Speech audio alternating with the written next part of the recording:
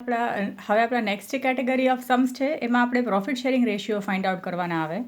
જેમ કે ક્વેશ્ચન આપ્યું છે A gets thrice of B's share and C gets 4/5 of A's share. તો આપણને profit sharing ratio find out કરવાનું કીધું છે. ઘણી વખત પ્રોફિટ આપ્યું હોય ને ડિસ્ટ્રીબ્યુશન કરવાનું પણ હોય. તો હવે આપણે આને થોડું આપણી રીતે મેથેમેટિકલ ફોર્મમાં લખીએ તો A gets thrice of B's share.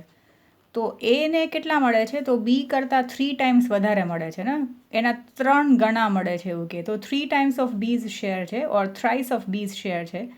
તો A is equal to 3 times of B એવું લખી શકીએ. અને C gets 4/5 of A's share. એટલે જો આ વિડીયો જોઈને રાખજો, એટલે મીટમાં પછી તમારે ડાઉટ્સ હોય તો કરી શકાય.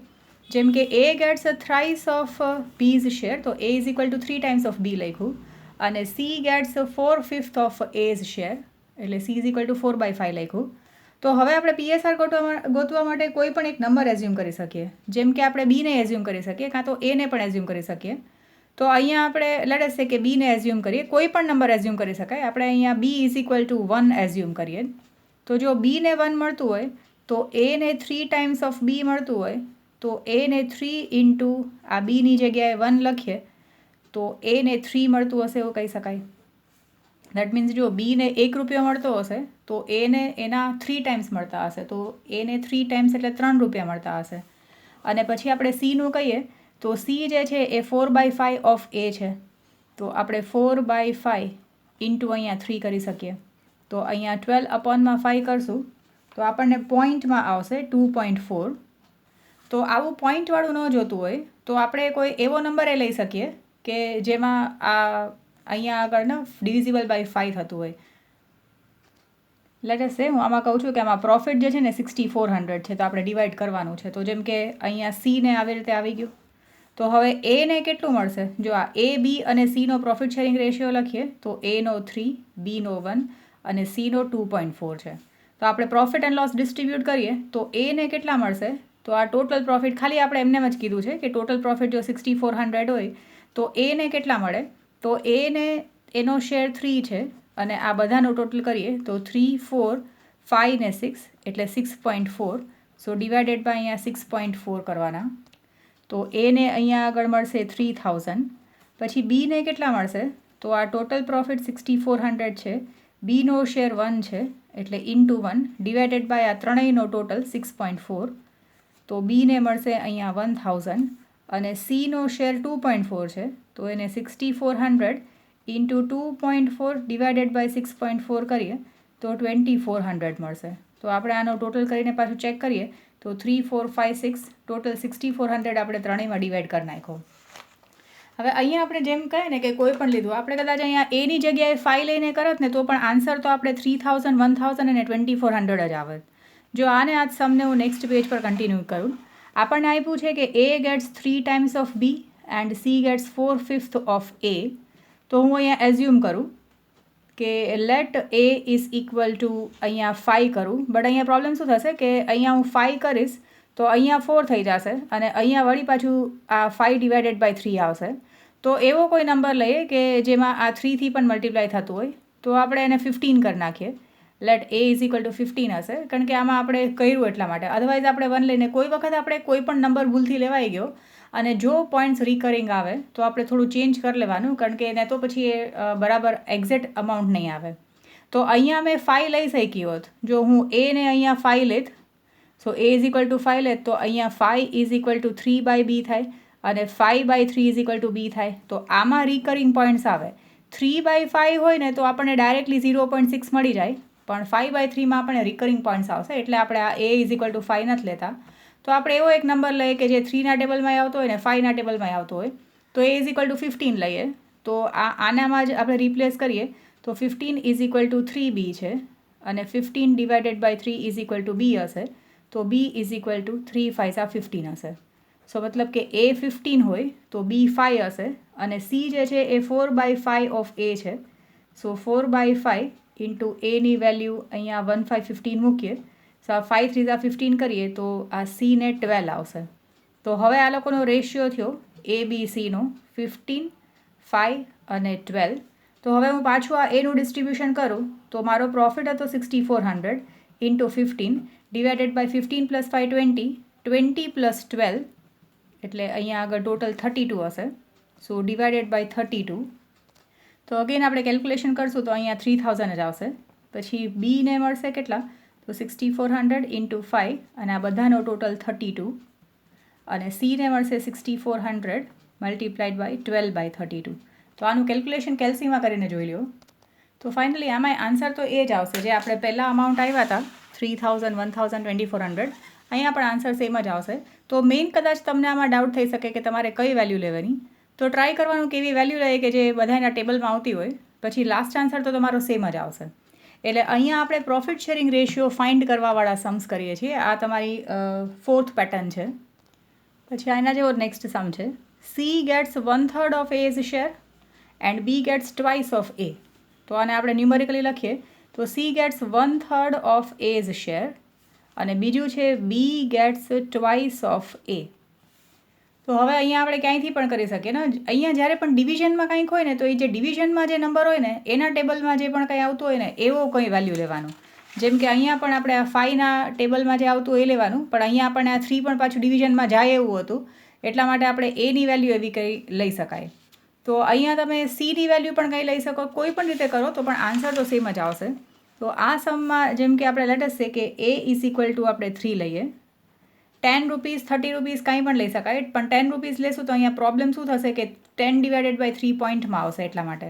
તો મોસ્ટલી એવા નંબર લેવાના કે જે એના ટેબલમાં આવતા હોય. તો જો એ 3 હશે તો C is equal to 1/3 of A છે એટલે 1/3 ઇન્ટુ અહીંયા 3 કરશું તો સી ઇઝ ઇક્વલ ટુ 1 આવશે. તો એને 3 મળતું હશે તો સીને 1 મળશે અને બીને 2 ટાઈમ્સ ઓફ એ છે તો 2 ઇન્ટુ એની જગ્યાએ આપણે 3 લીધું છે તો બીને મળતા હશે 6 રૂપીસ. તો આ રીતે આપણે આ એ બી સીનો પ્રોફિટ શેરિંગ રેશિયો લખીએ તો એને 3 મળતા હશે, બીને એના ટ્વાઇસ એટલે કે 6 મળતા હશે અને સીને એના 1/3 મળતા હશે એટલે 1 મળતા હશે. તો હવે એનો પ્રોફિટ શેર આપણે કરીએ તો ટોટલ પ્રોફિટ 9000 છે મલ્ટીપ્લાઇડ બાય એનો શેર 3 છે અને આ ત્રણેયનો ટોટલ 6 7 8 9 અને 10 છે. તો ઇન્ટુ અહીંયા 10 કરીએ તો અહીંયા આગળ આ 2700 આવશે. પછી બીને મળતા હશે 9000 ઇન્ટુ 6/10 એટલે એ 5400 અને સીને મળતા હશે 9000 ઇન્ટુ આ 1 ડિવાઇડેડ બાય 10 એટલે 900. તો આ પ્રોફિટનું ડિસ્ટ્રીબ્યુશન જઈને આનો ટોટલ પાછો કરીને જોઈ લેવાનો કે આ ત્રણેયનો ટોટલ 9000 થઈ જાય છે કે નહીં. તો એક તો આવો સમ છે જેમાં PSR ફાઇન્ડ આઉટ કર્યું અને પછી પ્રોફિટ ડિસ્ટ્રીબ્યુટ કર્યું. પછી આ એક નેક્સ્ટ સમમાં છે A gets 2.5 times of profit of B. તો એને મળે છે 2.5 times of profit of B અને C gets 3/4 times profit of B. તો પછી ડિસ્ટ્રીબ્યુટ કરીને જોવાનું છે. તો આપણે આ પહેલાં કરતા હતા એમ ને 2.5 હોય તો 2 2s are 4 + 1 5 એટલે આને આપણે 5/2 લખી શકાય. So A is equal to 5/2 of B અને C is equal to 3/4 of B છે. તો અહીંયા આપણે એવો કોઈ નંબર લઈએ કે જે 4ના ટેબલમાં આવતો હોય તો આપણે લેટેસ્ટ છે કે બીને જ આપણે 4 લઈ લઈએ. જો બીને 4 લેશું તો A is equal to 5/2 of B છે એટલે 5/2 ઇન્ટુ 4 હશે. સો આ 2 2s are 4 કટ થાય તો એ ઇઝ ઇક્વલ ટુ અહીંયા 10 હશે અને સી જે છે એ 3/4 ઓફ બી છે.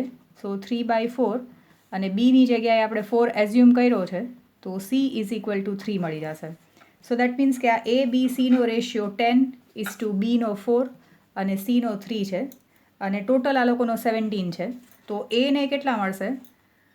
તો ફાઇનલી એવી રીતે ત્રણેયમાં ડિસ્ટ્રીબ્યુટ કરીને જોઈ શકાશે.